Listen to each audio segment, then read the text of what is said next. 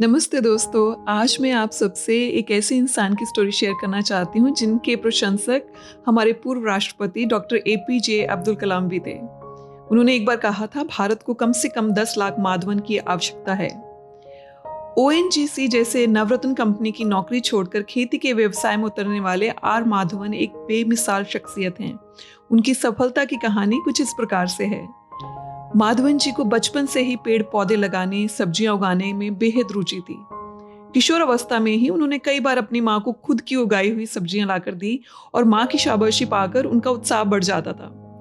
बचपन से उनका सपना किसान बनने का ही था। लेकिन जैसा भारत के लगभग प्रत्येक मध्य वर्गीय परिवार में होता है कि खेती करोगे, कमाओगे क्या और भविष्य क्या होगा, जैसा सवाल प्रत्येक युवा से पूछा जाता है, इनसे भी पूछा गया। परिवार के दबाव के कारण किसान बनने का कार्यक्रम माधवन को उस समय छोड़ना पड़ा। माधवन जी ने आईआईटी जेईई परीक्षा दी और आईआईटी चेन्नई से मैकेनिकल इंजीनियर की डिग्री प्राप्त की। जाहिर है कि एक उम्दा नौकरी, एक उम्दा करियर और एक चमकदार भविष्य उनके आगे खड़ा था। लेकिन कहते हैं ना कि बचपन का प्यार एक ऐसी शय है जो आसानी से नहीं भूलती। इसके अतिरिक्त आईआईटी करने के दौरान किसानी का यह शौक उनके लिए आजीविका के साथ समाज सेवा का रूप ले चुका था। ओएनजीसी में काम करते हुए भी उन्होंने अपने इस शौक को पूरा करने की जुगत लगा ही ली। समुद्र के भीतर ऑयल रिग पर काम करने वालों को लगातार 14 दिन काम करने के बाद अगले 14 दिन का सवैतनिक अवकाश दिया जाता था। मतलब है कि 14 दिन काम करें और 14 दिन आपको फिर भी पगार मिलती रहेगी। माधवन ने ये काम लगातार 9 साल तक किया। 14 दिन तक मैकेनिकल इंजीनियरिंग का काम और अगले 14 दिन खेती किसानी के नए नए प्रयोग एवं अनुभव। माधवन के शब्दों में, जब उन्होंने अपने पिता से कहा कि इतने सालों की नौकरी के बाद अब मैं खेती करना चाहूंगा, तो उस वक्त भी उन्होंने मुझे मूर्ख ही समझा था। ऐसा माधवन जी कहते हैं। 4 साल की नौकरी में मैंने इतना पैसा बचा लिया था कि चेन्नई के निकट चेंगलपट्टू गांव में 6 एकड़ जमीन खरीद सकें। वर्ष 1989 में गांव में पैंट शर्ट पहनकर खेती करने वाला मैं पहला व्यक्ति था और लोग मुझे आश्चर्य से देखते थे।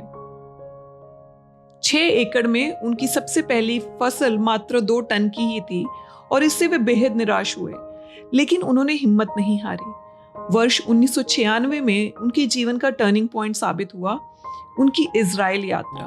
उन्होंने सुन रखा था कि टपक सिंचाई विच इज ड्रिप इरिगेशन और जल प्रबंधन के मामले में इजराइल की तकनीक सर्वोत्तम है।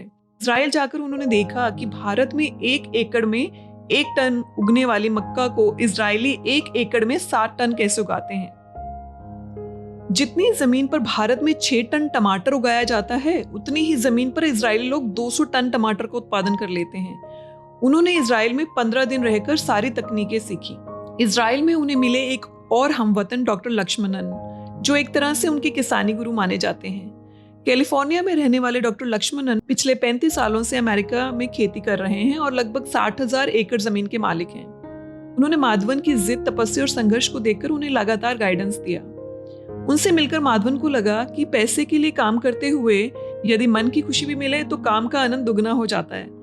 लगभग 8 साल के संघर्ष, घाटे और निराशा के बाद सन 1997 में उन्हें पहली बार खेती में प्रॉफिट हुआ।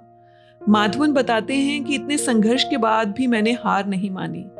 मेरा मानना है कि ये एक सीखने की प्रक्रिया है और इससे मैं गिरूंगा और फिर उठूंगा, भले ही कोई मुझे सहारा दे या ना दे। मुझे स्वयं ही लड़ना है और जीत कर दिखाना है। माधवन के जीवन का एक स्वर्णिम क्षण तब आया जब पूर्व राष्ट्रपति से तय मिनट की मुलाकात 2 घंटे में बदल गई और अंततः कलाम साहब के मुंह से निकला कि भारत को कम से कम 10 लाख माधवन की आवश्यकता है। स्वभाव से बेहद विनम्र श्री माधवन कहते हैं कि यदि मैं किसी उद्यमशील युवा को प्रेरणा दे सकूं तो ये मेरे खुशी की बात होगी। तो देखा दोस्तों, हिम्मत करने वालों की कभी हार नहीं होती। तो इसी के ऊपर मैं आपको एक कविता भी सुनाती हूँ। ठहरिए, जाइए नहीं। लहरों से डरकर नौका पार नहीं होती, हिम्मत करने वालों की कभी हार नहीं होती। नन्ही चींटी जब दाना लेकर चढ़ती है, चढ़ती दीवारों पर 100 बार फिसलती है। मन का विश्वास रगों में साहस भरता है, चढ़कर गिरना, गिरकर चढ़ना ना अखरता है।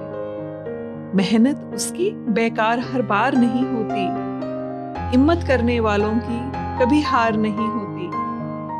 डुबकियां सिंधु में गोताखोर लगाता है, जा जाकर खाली हाथ लौट कर आता है।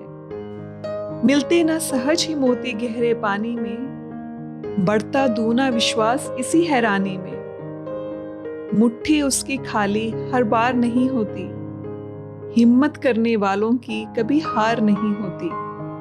असफलता एक चुनौती है, स्वीकार करो। क्या कमी रह गई, देखो और सुधार करो। जब तक न सफल हो नींद चैन को त्यागो तुम, संघर्षों का मैदान छोड़ मत भागो तुम। कुछ किए बिना ही जय जयकार नहीं होती, हिम्मत करने वालों की कभी हार नहीं होती।